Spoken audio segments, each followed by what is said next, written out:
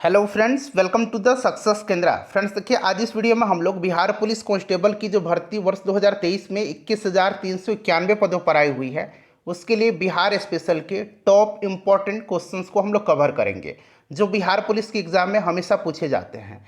देखिए friends, Bihar special का आज हमारा यह पार्ट 2 है। इससे पहले मैंने आपको पार्ट 1 को कवर करा दिया था। अगर आपने पार्ट 1 नहीं देखा है तो ज़रूर देख लीजिएगा, लिंक आपको डिस्क्रिप्शन बॉक्स में मिल जाएगा। और मैं तो आपको सलाह दूंगा कि पहले आप पार्ट 1 को देख लीजिए, फिर आप पार्ट 2 को देखेंगे तो ज़्यादा बेहतर होगा। ध्यान दीजिए फ्रेंड्स, हमारे चैनल के माध्यम से बिहार पुलिस कांस्टेबल की तैयारी बेहतरीन तरीके से कराई जा रही है। अगर आप चैनल पर पहली बार विजिट कर रहे हैं, हमारी वीडियो को पहली बार देख रहे हैं, तो प्लीज़ चैनल को सब्सक्राइब कर लीजिए और ये जो बेल आइकन है, सब्सक्राइब करने के बाद इसको ज़रूर दबा लीजिएगा, ताकि जब भी कोई भी important video Bihar police constable भर्ती 2023 से संबंधित अपलोड किया जाए तो उसका नोटिफिकेशन सबसे पहले आपके पास पहुंच जाए। तो चलिए सेशन आज के स्टार्ट करते हैं फ्रेंड्स। पहले प्लीज़ एक बार सेशन को लाइक कर दीजिए, और जब सेशन समाप्त हो जाएगा, जब इस सेशन को आप पूरा देख लेंगे तो इसको कम से कम एक ग्रुप में ज़रूर शेयर कर दीजिएगा। चलिए स्टार्ट करते हैं। एक बार फटाफट सेशन को लाइक कर दीजिए। आज के सेशन का पहला प्रश्न पढ़ेंगे कि बिहार का देशांतरीय विस्तार कितना है। पार्ट 1 में मैंने आपको बिहार का अक्षांशीय विस्तार बताया हुआ था, तो जिन लोगों ने पार्ट 1 को ध्यानपूर्वक देखा होगा वो लोग आसानी से इसका आंसर दे पाएंगे। अगर आपको नहीं पता है कोई बात नहीं, मैं आपको बता दे रहा हूँ। बिहार का अक्षांशीय विस्तार पहले जान लीजिए। बिहार का अक्षांशीय विस्तार जो है, यह 24 डिग्री 20 मिनट 10 सेकंड से 27 डिग्री 31 मिनट 15 सेकंड उत्तरी अक्षांश तक है। और प्रश्न में देशांतरीय विस्तार पूछा गया है, तो बिहार का देशांतरीय विस्तार जो है यह कितना है। तो बिहार का देशांतरीय विस्तार 83 डिग्री 19 मिनट 50 सेकंड से 88 डिग्री 17 मिनट 40 सेकंड पूर्वी देशांतर तक है। Clear? Option number B right answer हो जाएगा। कुछ इंपॉर्टेंट पॉइंट्स सुन लीजिएगा। देखिए, अगर हम बात करें कि बिहार का आकार कैसा है, तो बिहार का आकार लगभग आयताकार है।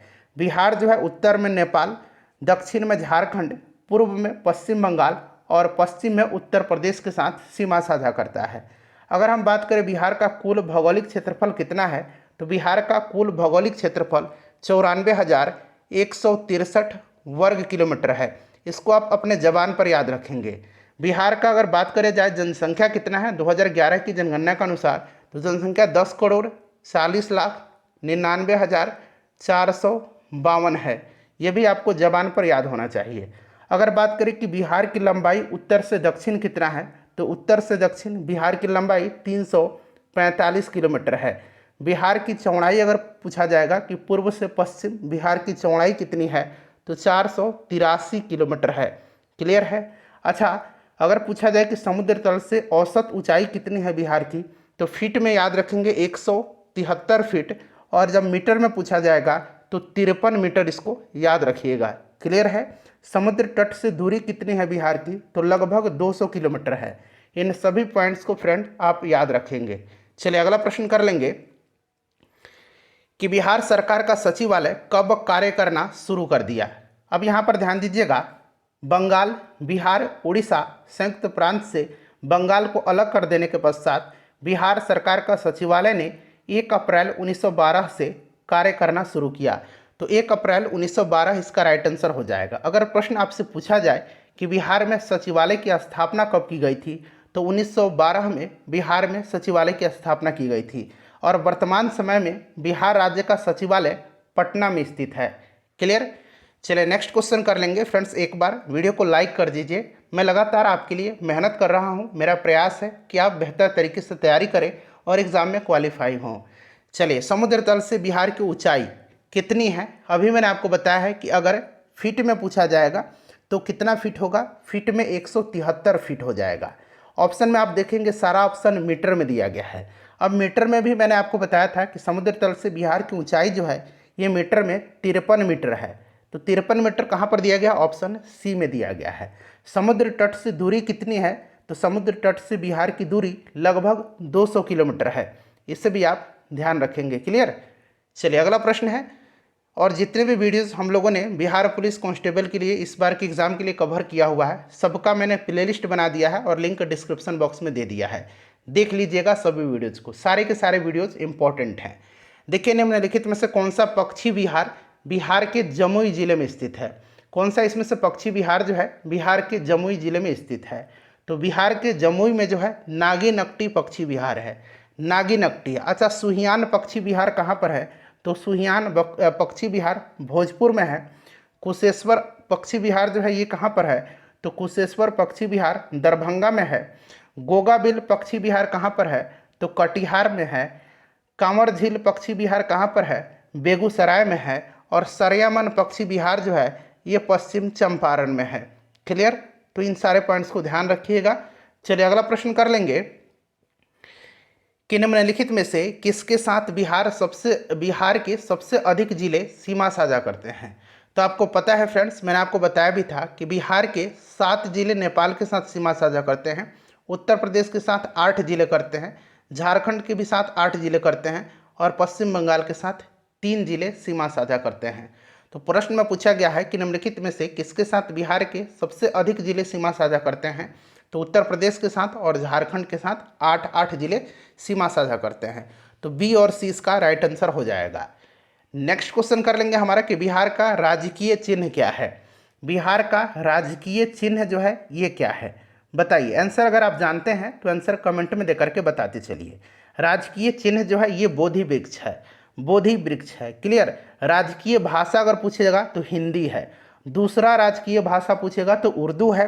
राजकीय पशु पूछेगा तो गौर है, यानी कि बैल है। ठीक है, राजकीय पशु।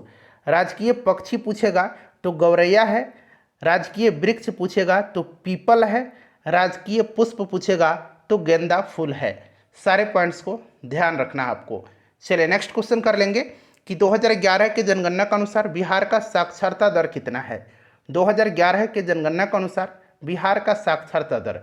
अच्छा, बिहार में सबसे ज़्यादा साक्षरता दर जो है ये किस जिला का है? तो ये रोहतास का है सबसे ज़्यादा साक्षरता दर।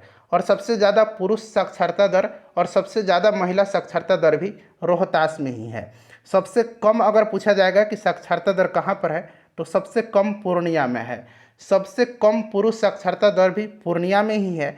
और सबसे ज़्यादा महिला साक्षरता दर, सबसे कम जो है महिला साक्षरता दर ये सहरसा में है। क्लियर? याद रखिएगा आप। 2011 की जनगणना के अनुसार बिहार का साक्षरता दर जो है ये 61.8% है। इनमें से अगर हम पुरुष साक्षरता दर की बात करें तो 71.2% पुरुष साक्षरता दर है और 51.5% महिला साक्षरता दर है।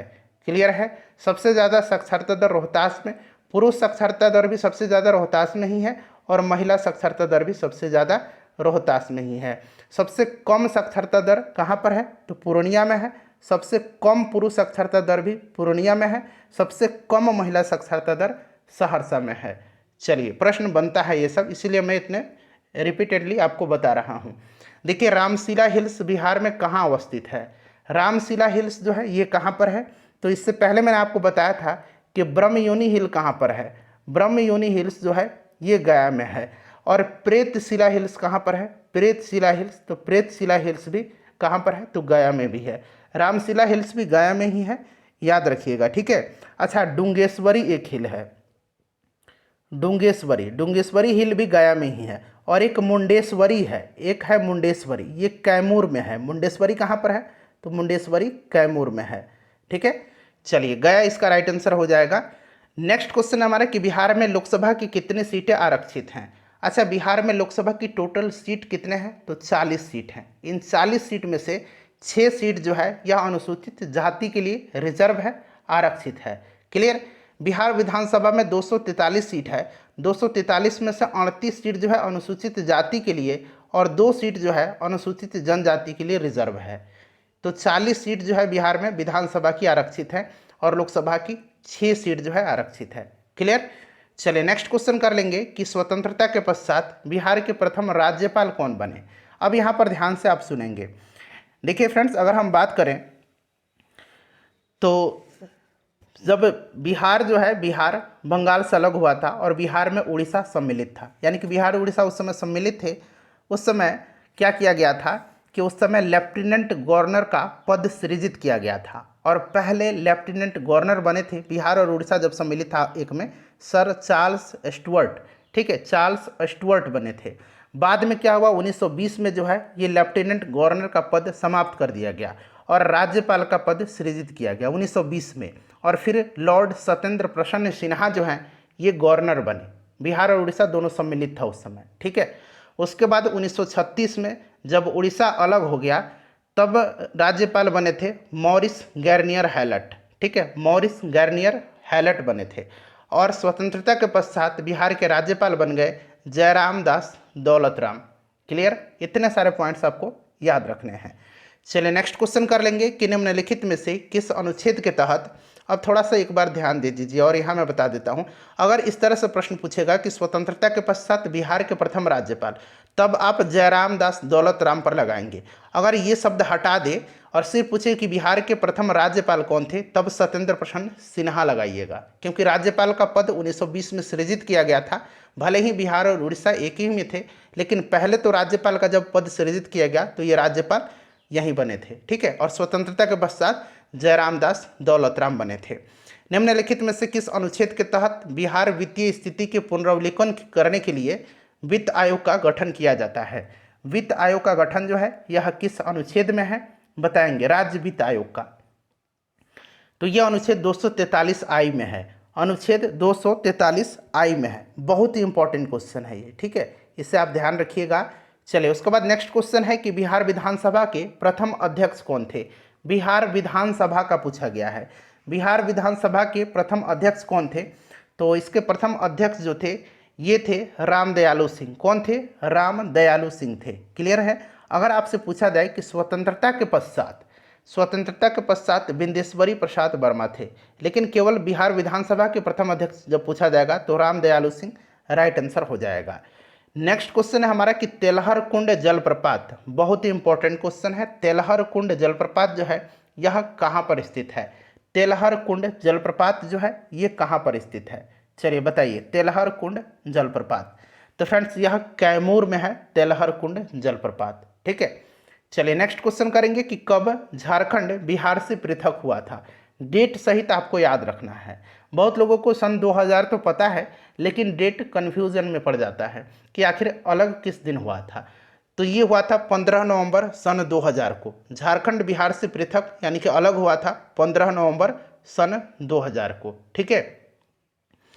नेक्स्ट क्वेश्चन है कि बिहार का लोकनाट्य है, इसमें से कौन कौन सा जो है बिहार का लोकनाट्य है? बताएंगे कि बिहार का लोकनाट्य इसमें से कौन सा है। तो देखिए इसमें से जट जटिन है, भकुली बंका है, समा चकेवा है। सभी हो जाएगा, उपयुक्त सभी इसका राइट आंसर हो जाएगा, ठीक है। चलिए नेक्स्ट क्वेश्चन कर लेंगे फ्रेंड्स कि भारत में 16 महाजनपदों में से बिहार में स्थित अंग महाजनपद की राजधानी कौन सी थी? अंग महाजनपद की राजधानी आपसे पूछा गया है। अच्छा, इन 16 महाजनपदों की जानकारी बौद्ध ग्रंथ अंगुत्तर निकाय से मिलता है। किससे मिलता है? बौद्ध ग्रंथ अंगुत्तर निकाय से। और अगर जैन ग्रंथ पूछ ले तो जैन ग्रंथ भगवती सूत्र, यानी कि बौद्ध ग्रंथ अंगुत्तर निकाय और जैन ग्रंथ भगवती सूत्र से 16 महाजनपदों के बारे में जानकारी मिलती है। इन 16 महाजनपदों में से 3 महाजनपद जो था ये बिहार में था। कौन कौन से? तो एक महाजनपद मगध था, दूसरा महाजनपद जो था ये कौन सा था? तो अंग था, और तीसरा जो था ये वज्जी था। क्लियर, याद रखिएगा। 16 महाजनपदों में से सबसे शक्तिशाली महाजनपद जो था ये मगध हुआ करता था, ठीक है। चलिए प्रश्न में पूछा गया है कि अंग महाजनपद की राजधानी, तो अंग की राजधानी चंपा थी। मगध की राजधानी कहाँ पर थी? मगध की राजधानी गिरिब्रज या राजगृह थी, ठीक है, राजगृह थी। और वज्जी की राजधानी कहाँ पर थी? वज्जी की राजधानी वैशाली थी। नेक्स्ट क्वेश्चन है हमारा कि उदंतपुरी विश्वविद्यालय की स्थापना किस पाल वंश के राजा ने करवाई थी? उदंतपुरी विश्वविद्यालय की स्थापना किस पाल वंश के राजा ने करवाई थी? अच्छा, विक्रमशिला विश्वविद्यालय की स्थापना किसने करवाया था? विक्रमशिला, तो ये धर्मपाल ने करवाया था। किसने करवाया था? धर्मपाल ने करवाया था। पाल वंश का शासक धर्मपाल ने। अच्छा, नालंदा विश्वविद्यालय की स्थापना किसने करवाया था? तो कुमारगुप्त ने करवाया था, कुमारगुप्त प्रथम ने, ठीक है। और उदंतपुरी का जो पाल वंश का संस्थापक गोपाल था, उदंतपुरी विश्वविद्यालय की स्थापना इसी ने करवाया था। अगला प्रश्न है हमारा कि जगतपुर झील बिहार के किस जिला में स्थित है? जगतपुर झील जो है यह बिहार के किस जिला में स्थित है बताइए। अच्छा, बांका हिल्स मैंने आपको कराया था कि बांका पर्वत कहाँ पर है, सॉरी बांका नहीं, मंदार पर्वत। मंदार पर्वत बांका में है, ठीक है। मैंने आपको कराया था कि मंदार पर्वत कहाँ पर है, तो बांका में है, इसे आप ध्यान रखिएगा। मंदार पर्वत बिहार पुलिस में पूछा गया है, ठीक है। चलिए, सोमेश्वर की पहाड़ी पश्चिम चंपारण में है। जगतपुर झील बिहार के किस जिला में स्थित है? तो जगतपुर झील जो है यह भागलपुर में है, भागलपुर में है जगतपुर झील, ठीक है। चलिए, कांवर झील बेगूसराय में है। चलिए नेक्स्ट क्वेश्चन कर लेंगे कि क्षेत्रफल के अनुसार बिहार का सबसे छोटा प्रमंडल कौन सा है? अच्छा, बिहार में टोटल 9 प्रमंडल हैं, ये तो आपको पता है ना, 38 जिले हैं, क्लियर है। चलिए अब बताइएगा कि सबसे छोटा प्रमंडल इनमें से कौन सा है? इन 9 प्रमंडलों में से सबसे छोटा जो है यह भागलपुर है। भागलपुर प्रमंडल सबसे छोटा है, और यहाँ पर सबसे छोटा प्रमंडल भी है इसलिए क्योंकि 2 ही जिला यहाँ पर आता है। कौन कौन सा जिला है? एक तो स्वयं भागलपुर है और दूसरा बांका है, क्लियर। तो ये सबसे छोटा जिला है, सबसे छोटा प्रमंडल है भागलपुर। चलिए नेक्स्ट क्वेश्चन कर लेंगे। अगला प्रश्न है कि जयप्रकाश सेतु किस नदी पर स्थित है? जयप्रकाश सेतु जो है यह किस नदी पर स्थित है? चलिए बताएंगे इसका राइट आंसर क्या हो जाएगा।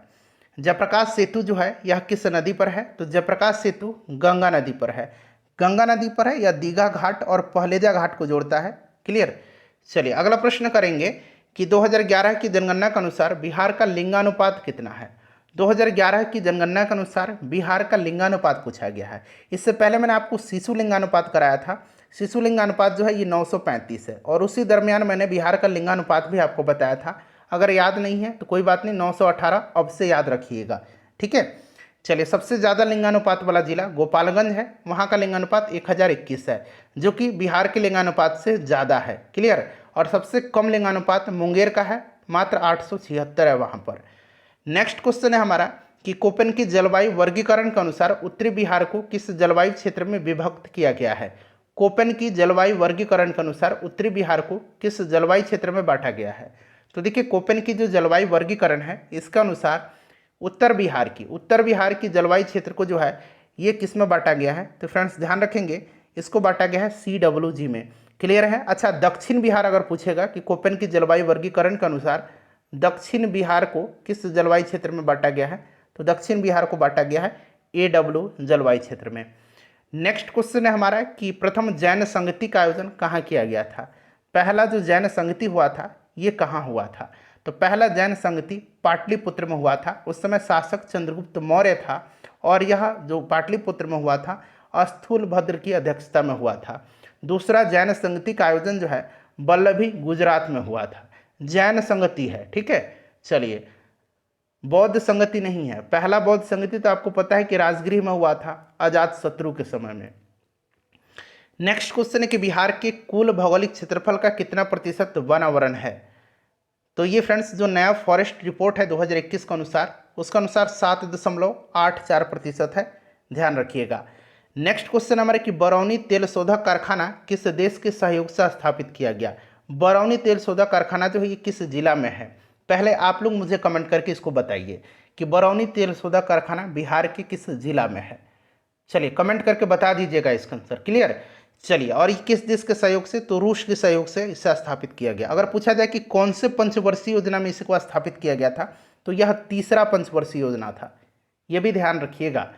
चलिए अगला प्रश्न है 26 नंबर कि किस राज्य के मरचा धान को GI टैग प्रदान किया गया है? मरचा धान ये पश्चिम चंपारण में है, ठीक है। पश्चिम चंपारण में मरचा धान होता है। इससे चिवड़ा जो होता है ना, जो हम लोग पोहा खाते हैं, बहुत ही अच्छा होता है। तो मरचा धान जो है ये बिहार का है, पश्चिम चंपारण, ध्यान रखना आपको, ठीक है। चलिए, अच्छा अभी जो है शाही लीची को तो आपको पता ही है, जर्दालू आम को भी GI टैग दिया जा चुका है, मिथिला मखाना को अभी GI टैग दिया गया था। अगला प्रश्न करेंगे कि सर्वप्रथम किस मुगल शासक का राज्याभिषेक पटना में हुआ था? सर्वप्रथम पूछा गया है, ध्यान रखिएगा। सबसे पहले किस मुगल शासक का राज्याभिषेक पटना में हुआ था? तो सबसे पहला राज्याभिषेक जो हुआ था पटना में, यह फर्रुखसियर का हुआ था। फर्रुखसियर प्रथम मुगल बादशाह था जिसका राज्याभिषेक 1713 में पटना में हुआ था, ठीक है। तो ये आप फर्रुखसियर याद रखेंगे। फर्रुखसियर का जन्म भी पटना में ही हुआ था। फर्रुखसियर का जन्म भी है पटना में ही हुआ था। उसके बाद शाह आलम द्वितीय का, उसके बाद देखिए शाह आलम द्वितीय का राज्याभिषेक जो है ये अंग्रेजों के संरक्षण में अंग्रेजी फैक्ट्री में पटना में हुआ था, ठीक है। चलिए नेक्स्ट क्वेश्चन करेंगे 28 नंबर कि मुंगेर को अपनी राजधानी बनाने वाला पाल शासक कौन था? मुंगेर को अपनी राजधानी बनाने वाला जो पाल शासक था ये देवपाल था। कौन था? देवपाल था। नेक्स्ट क्वेश्चन है हमारा, और पाल वंश की स्थापना गोपाल ने किया था। पाल वंश की राजधानी मुंगेर थी, देवपाल ने मुंगेर राजधानी बनाया था। भारतीय संविधान के किस अनुच्छेद में महाधिवक्ता को राज्य विधानसभा में बोलने और इसकी कार्यवाही में भाग लेने का अधिकार है, परंतु इसको वोट देने का अधिकार नहीं है? परंतु इसको वोट देने का अधिकार नहीं है, ध्यान रखेंगे। किस अनुच्छेद के तहत जो है विधानसभा में इसको बोलने और इसकी कार्यवाही में भाग लेने का अधिकार है? तो अनुच्छेद 177। अनुच्छेद 165 के तहत जो है महाधिवक्ता की नियुक्ति उस राज्य के राज्यपाल के द्वारा की जाती है। नेक्स्ट क्वेश्चन है कि बिहार का कौन सा जिला नेपाल और उत्तर प्रदेश दोनों के साथ सीमा साझा करता है? दोनों से सीमा साझा करता है, नेपाल के साथ भी और उत्तर प्रदेश के साथ भी। तो देखिए फ्रेंड्स, यह जिला जो है यह पश्चिम चंपारण है। कौन सा जिला है? पश्चिम चंपारण है, जो कि नेपाल से भी सटता है और उत्तर प्रदेश से भी सटता है। अच्छा, नेपाल और पश्चिम बंगाल के साथ कौन सा जिला सटता है? तो ये किशनगंज सटता है। नेपाल और पश्चिम बंगाल से किशनगंज सटता है। ठीक है। उत्तर प्रदेश और झारखंड से रोहतास सटता है। ठीक है। और झारखंड और पश्चिम बंगाल से कटिहार सटता है। सारे पॉइंट्स को ध्यान रखिएगा। चलिए अगला प्रश्न कर लेंगे। नेक्स्ट क्वेश्चन है कि सर्वप्रथम बिहार को दिल्ली सल्तनत का अधीन किसने किया था? सर्वप्रथम बिहार को दिल्ली सल्तनत का अधीन जो शासक था, जो किया था, ये इल्तुतमिश था। कौन था? इल्तुतमिश सर्वप्रथम दिल्ली सल्तनत के अधीन जो है बिहार को किया था। 32 नंबर देखेंगे। 32 नंबर कि 2011 की जनगणना के अनुसार बिहार की, यहाँ बिहार की बना लीजिए, बिहार की दशकीय जनसंख्या वृद्धि दर कितना है? बिहार की 2011 की जनगणना के अनुसार दशकीय जनसंख्या वृद्धि दर बहुत ही इंपॉर्टेंट है। तो ये दशकीय जनसंख्या वृद्धि दर 25.4% है। 25.4%, ये आंकड़ा आप याद जरूर रखिएगा। चलिए अगला प्रश्न कर लेंगे फ्रेंड्स कि बक्सर की युद्ध में अंग्रेजी सेना का नेतृत्व किसने किया था? बक्सर के युद्ध 1764 में हुआ था। क्लियर है। नवाब मीर कासिम, इसके साथ दे रहे थे अवध के नवाब शुजाउद्दौला और मुगल बादशाह शाह आलम द्वितीय। इन तीनों की सेनाएं एक साथ लड़ रही थी और दूसरे तरफ अंग्रेज थे। अंग्रेजों की जीत हुई और अंग्रेजी सेना का नेतृत्व हेक्टर मोनरो कर रहा। अच्छा, पलासी के युद्ध में रॉबर्ट क्लाइव कर रहा था और इसमें भी पलासी के युद्ध में भी अंग्रेजों की जीत हुई थी और नवाब सिराजुद्दौला की हार हो गई थी। नेक्स्ट क्वेश्चन है हमारा कि बिहार में होम रूल लीग का गठन किसके नेतृत्व में हुआ था? बिहार में होम रूल लीग का गठन जो है किसके नेतृत्व में हुआ था? तो देखिए ध्यान दीजिएगा, 12 दिसंबर, यहाँ मैं लिख देता हूँ, एक मिनट रुकिए, 16 दिसंबर, 12 नहीं, 16 दिसंबर 1916 को, 16 दिसंबर 1916 को मौलाना मजहरुल हक की अध्यक्षता में बांकीपुर में होम रूल लीग का गठन किया गया था। मौलाना मजहरुल हक इसके अध्यक्ष बनाए गए थे। मौलाना मजहरुल हक राइट आंसर हो जाएगा। ठीक है। चलिए नेक्स्ट क्वेश्चन कर लेंगे कि बिहार विद्यापीठ का उद्घाटन कब हुआ था? बिहार विद्यापीठ का उद्घाटन जो है यह महात्मा गांधी जी के द्वारा किया गया था 6 फरवरी 1921 को। बिहार विद्यापीठ के पहले कुलपति मौलाना मजहरुल हक को बनाया गया था। क्लियर। चलिए नेक्स्ट क्वेश्चन कर लेंगे फ्रेंड्स कि बिहार के किस जिले का जनसंख्या सबसे न्यूनतम है? सबसे न्यूनतम 2011 की जनगणना के अनुसार शेखपुरा का है और सबसे अधिकतम जो है ये पटना का है। क्लियर। चलिए अगला प्रश्न है हमारा कि वर्धमान महावीर को निर्वाण प्राप्त कहाँ पर हुआ था? इनकी मृत्यु कहाँ पर हुई थी? तो निर्वाण प्राप्त हुआ था पावापुरी में और इनका जन्म जो हुआ था ये कुंडग्राम में हुआ था। क्लियर। चलिए नेक्स्ट क्वेश्चन है हमारा कि 1857 के विद्रोह के समय पटना का कमिश्नर कौन था? 1857 के विद्रोह के समय पटना का कमिश्नर कौन था? अच्छा, पटना में 1857 की क्रांति का नेतृत्व पीर अली खां ने किया था। पीर अली खां ने किया था, इसे आप ध्यान रखिएगा। और उस समय पटना का कमिश्नर जो था ये विलियम टेलर था। अगला प्रश्न है हमारा 39 नंबर की साइमन कमीशन पटना कब आया था? साइमन कमीशन पटना कब आया था? अच्छा, भारत तो आया था 3 फरवरी 1928 को, लेकिन पटना कब आया था? तो पटना आया था 12 दिसंबर 1928 को। और साइमन कमीशन के विरोध में बिहार में 10 अगस्त 1929 को राजनैतिक पीड़ित दिवस मनाया गया। राजनैतिक पीड़ित दिवस मनाया गया 10 अगस्त 1929 को साइमन कमीशन के विरोध में। पटना में रामकृष्ण सोसाइटी की स्थापना किसके द्वारा की गई थी? फ्रेंड्स, इस सेशन में हम लोग 40 प्रश्नों को ही कवर करेंगे। तो पहले सेशन में हम लोग 50 यानी कि पार्ट 1 में, और इस पार्ट 2 में 40 यानी कि 90 क्वेश्चन हम लोग कवर कर लिए और यहीं से प्रश्न देखने को मिलेंगे। वीडियो को लाइक कर दीजिएगा और इसको एक ग्रुप में शेयर कर दीजिएगा। देखिए, पटना में रामकृष्ण सोसाइटी की स्थापना जो है, रामकृष्ण सोसाइटी की स्थापना ये बाबा ठाकुर दास ने किया था। कब किया था? तो 1906-7 में किया था। ठीक है, चलिए वीडियो को शेयर कर दीजिए।